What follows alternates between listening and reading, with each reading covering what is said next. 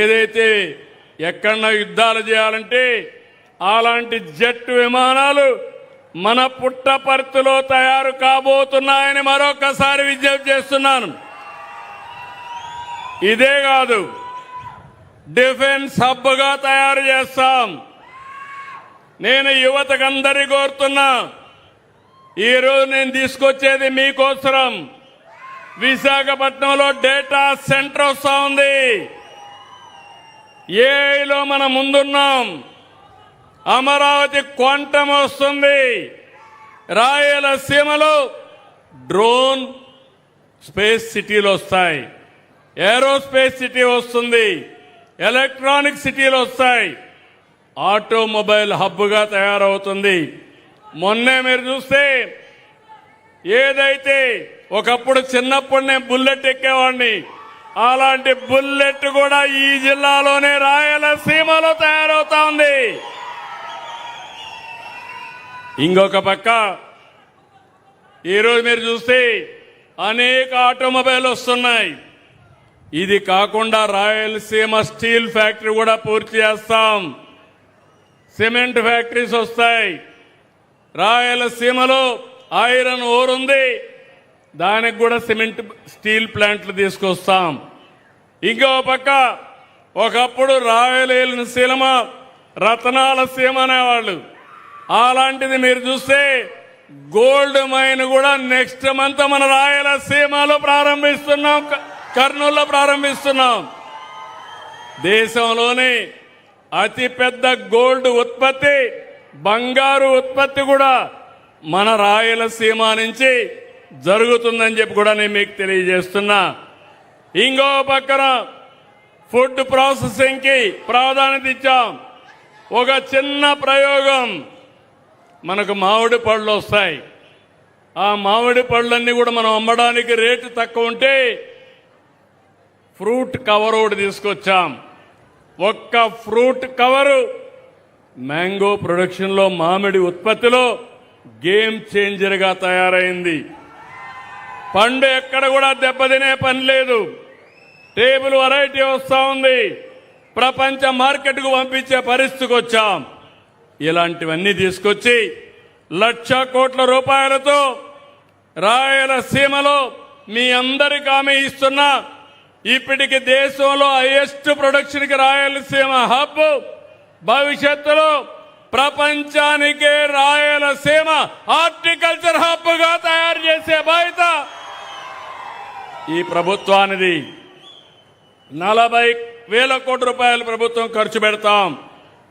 ఇంకొక 60,000 కోట్ల రూపాయలు ప్రైవేట్ ఇన్వెస్ట్మెంట్ కూడా తీసుకొస్తాం. అదే సమయంలో నేను చెప్తే మీరంతా హుషారుగా ఇంటికి పడుకుంటే సమస్యలు కూడా వస్తాయి. ఈరోజు జియో పొలిటికల్ సిచ్యువేషన్ ఉంది. ఎక్కడో ఇరాన్, అక్కడ యుద్ధం, ఇక్కడ మనకు గ్యాస్ లేదు. వంట గ్యాస్ దెబ్బతిన్నాం. పెట్రోల్ డీజిల్ తగ్గిపోయింది, రేట్లు పెరిగిపోయినాయి. మనం పండించే అరటి, మామిడి, మనం ఉత్పత్తి చేసే ప్రాన్లు లేకుంటే రొయ్యలు, ఇవన్నీ కూడా మార్కెట్ డిస్టర్బ్ అయ్యే పరిస్థితి వచ్చింది. ఇలాంటి సవాళ్లు వస్తాయి. ప్రతి ఒక్క సవాల్ని మనం ఎదుర్కోవాలి. అందుకే ప్రధానమంత్రి గారు ఒక మాట చెప్పారు, చాలా స్పష్టంగా చెప్పారు. 7 పాయింట్లు పెట్టి ఇలాంటి సందర్భంలో ఇంటి దగ్గర పనిచేయడం, అదే సమయంలో పబ్లిక్ ట్రాన్స్పోర్టేషన్ వాడడం, ఎక్కడికక్కడ సేవ్ చేయడం, అందరం సమైక్యంగా పనిచేయాల్సిన అవసరం ఉంది. నాకు ఒక నమ్మకం ఉంది, ఇది తాత్కాలికమైన సమస్య. ఈ సమస్య పరిష్కారం అయిన తర్వాత భారతదేశం ప్రపంచంలోనే నెంబర్ 1 గా తయారవుతుంది. దాంట్లో ఆలోచనే లేదు. ముఖ్యంగా మా ఆడబిడ్డలు ఇక్కడ ఉన్నారు. ఆడబిడ్డలకి అందరికీ, అమ్మ చెల్లెలకి, అక్కలు కోరుతున్నా, ఏమమ్మా మీ భవిష్యత్తు కోసం పనిచేసిన పార్టీ తెలుగుదేశం పార్టీ. ఆస్తి హక్కు ఇచ్చాం, ఇప్పుడు స్త్రీ శక్తి తీసుకొచ్చాం. స్త్రీ శక్తి ద్వారా మా ఆడబిడ్డలు ఎక్కడికి పోవాలన్నా జల్సాగా ఆర్టీసీ బస్సులెక్కి ఉచిత ప్రయాణ సౌకర్యం ఏర్పాటు చేశాం. తల్లికి వందనం ఇచ్చాం. దీపం పథకం తీసుకొచ్చాం. వీటన్నిటి వల్ల మీ ఖర్చులు తగ్గుతాయి, మీ జీవన ప్రమాణాలు పెరుగుతాయి. వన్ ఫ్యామిలీ వన్ ఆంటర్ప్రెన్యూర్ డాక్రా సంఘాలు నేను పెట్టాను. 1,00,000 మందిని ఎంఎస్ఎంఈ పారిశ్రామికవేత్తలుగా స్టార్ట్ చేశాం. ఈ సంవత్సరం 5 లక్షల మందిని చేస్తాం. నేను ఒకటే ఆడబిడ్డలు కోరుతున్నా, మీరు గుర్తుపెట్టుకోవాల్సింది మగవాళ్ళ కంటే మీరు తక్కువ కాదు.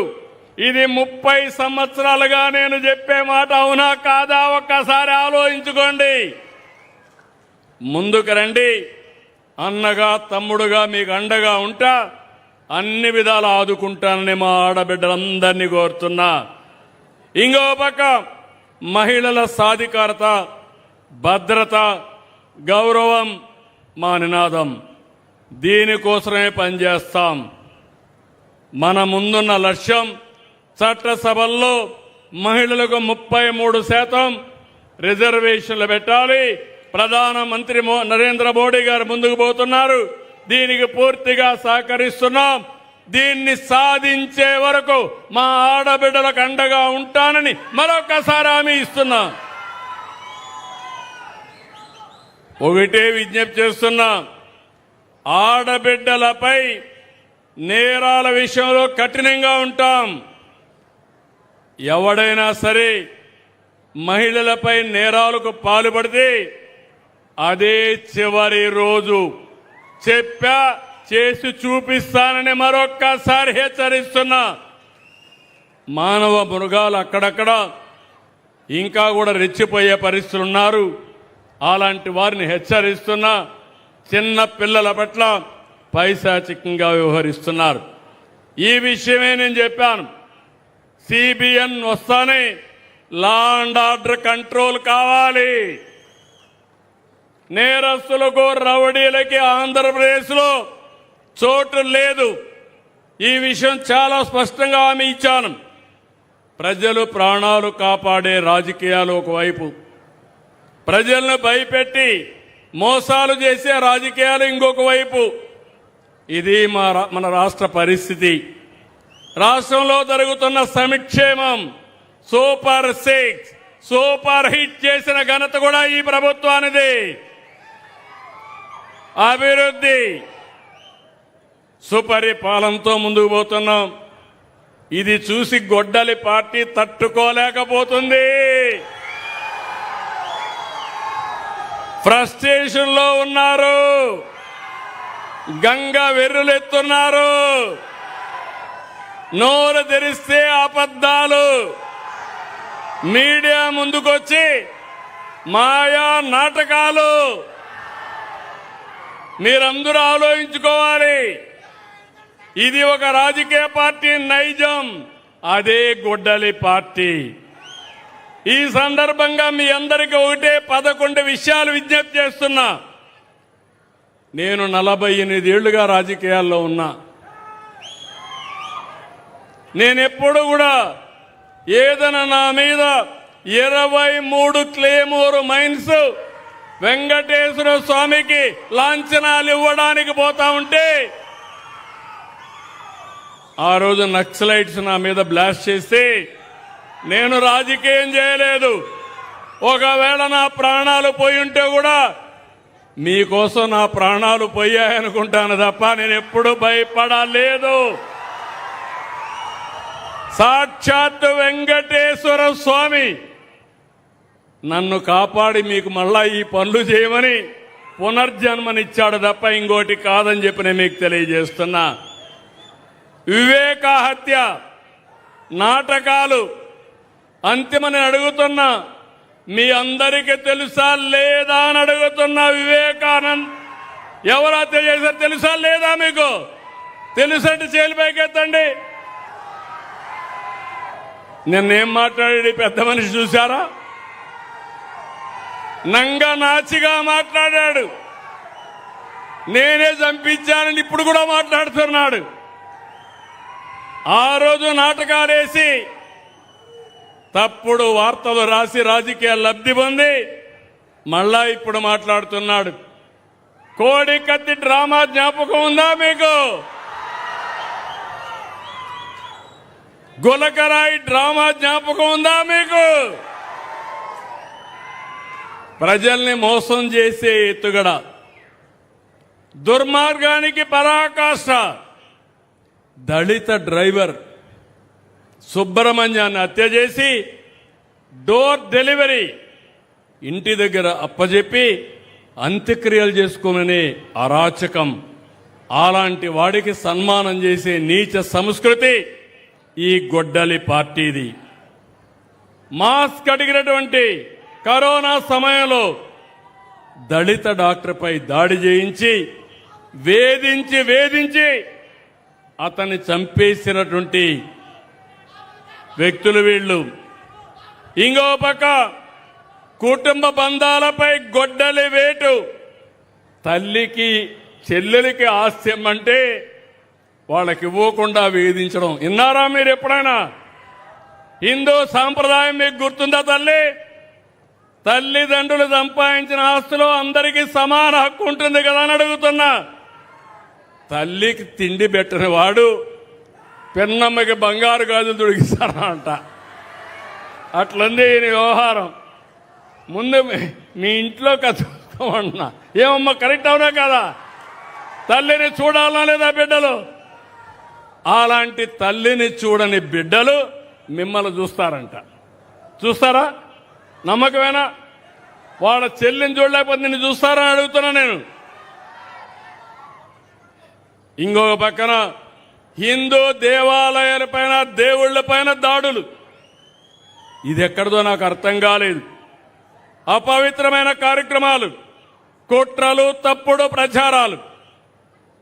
అంటే మత విద్వేషాలు రెచ్చగొట్టడానికి, లేనిపోని సమస్యలు సృష్టించడానికి. పోలవరం, అమరావతి, పెట్టుబడులు, అభివృద్ధి పైన గొడ్డలి పార్టీ వేటు. నందం సుబ్బయ్య, చంద్రయ్య, జల్లయ్య పీకలు కోసి నడి రోడ్డు మీద చంపేయడం. అలాంటి రక్తదాహం. గంజాయి బ్యాచ్లకు ప్రోత్సహించడం. మాట్లాడితే రప్పా రప్పా రంకెలు. జంతు రక్తంతో కటౌట్లకు అభిషేకాలు. ఇక్కడుండేది సిబిఎన్. నా దగ్గర తోక తిప్పితే ప్రజాహితం కోసం తోక కట్ చేస్తాను తప్ప ఎవరిని అలో చేయను. చేయాలనా లేదా అని మిమ్మల్ని అడుగుతున్నా. మీకు న్యాయం చేయాలి. అభివృద్ధి చేస్తే చాలదు, సంక్షేమం ఇస్తే చాలదు. మీ ఆస్తులకు రక్షణగా ఉండాలి, మీ ప్రాణాలకు రక్షణ ఇవ్వాలి. అప్పుడే నేను మీ అందరికీ నిజమైన సేవ చేసిన వ్యక్తిని అవుతాను. కారు కింద సొంత కార్యకర్త సింగయ్యను దొక్కించారు. కడపలో అవినీతి ఆస్తుల పంపకాల కోసం పెద్ద దస్తగిరిని చంపేశారు. కులాలు, మతాలు, ప్రాంతాల మధ్య చిత్తు పెట్టి రోజుకొక నాటకం. పాస్టర్లతో దాడి డ్రామాలు. 5 ఏళ్లుగా రాష్ట్రంలో ప్రతి ఒక్కరికి నిద్ర లేకుండా చేశారు. ప్రజలకు నరకం చూపించారు. కడాన నన్ను కూడా ఏం చేశారో చూశారు. కనీసం నోటీస్ ఇవ్వకుండా ఒక సాయంత్రం చేసేపోయి జైల్లో పెట్టేసే పరిస్థితికి వచ్చారు. మీరే నన్ను కాపాడుకున్నారు, ఉద్యమాలు చేశారు. అంటే నేను ఇక్కడ అడిగేది, ఈరోజు మీ అందరికీ ఫ్రీడమ్ వచ్చిందా లేదా అని అడుగుతున్నా. భయం పోయిందా లేదని అడుగుతున్నా. ఈ తెలుగుదేశం పార్టీ, ఎన్డీఏ పార్టీ ప్రజలకు ఇచ్చింది మొదటిది ఫ్రీడమ్ ఇచ్చాం. మీ ఆస్తులకు, ప్రాణాలకు రక్షణ ఇచ్చాం. మీకు స్వేచ్ఛనిచ్చిన పార్టీ ఎన్డీఏ పార్టీ. అవునంటే గట్టిగా చెప్పండి, కూడా చెప్పండి. ఇప్పుడు చెప్పండి, అధికారంలో ఉన్నా ప్రతిపక్షంలో ఉన్నా అది గొడ్డలి పార్టీ అవునా కాదా అని మీరే నిర్ణయించాలి. నేను చెప్పింది అనునిత్యం మీరు ఆలోచించుకోండి. చరిత్రలో ఒకటి ఉంది, మీరు గుర్తుపెట్టుకోవాలి. నరకాసురుడు వధ జరిగితే దీపావళి జరుపుకుంటున్నాం సంవత్సరం. దేనికోసం? నరకాసురుడిని గుర్తుపెట్టుకొని చెడుని ప్రోత్సహించకూడదని, అవునా కాదా? అలాంటిది మీరు గుర్తుపెట్టుకోవాలి. ప్రజాస్వామ్యంలో గొడ్డలి పార్టీకి చోటు లేదు. సమాజానికి గొడ్డలి పార్టీ హానికరం. గొడ్డలి పార్టీ నెవర్ అగైన్. మీ మనసులో రావాలి. నాకు మంచి జరగాలంటే ఈ గొడ్డలి పార్టీ రాకూడదని మీరు పూజలు చేయాలి. అలాంటి వారికి దగ్గర పోవడానికి ఎవరు సాహసం చేయొద్దండి. ఎవరైనా మీ గ్రామంలో ఉన్నా నేను ఒకటే చెప్తున్నా, గొడ్డలి పార్టీ అంటే మీరు సహకరించద్దండి. సహకరిస్తే మీకు మీరే చెడు చేసుకున్నట్టు అవుతుంది. నేను రాజకీయాల్లో చాలా చూశాను, ఎన్నో పోరాటాలు చేశాను. కానీ ఇలాంటి నేర చరిత్ర, ఇలాంటి విచిత్రమైన మనస్తత్వాన్ని నా జీవితంలో చూడలేదు. ప్రజారోగ్య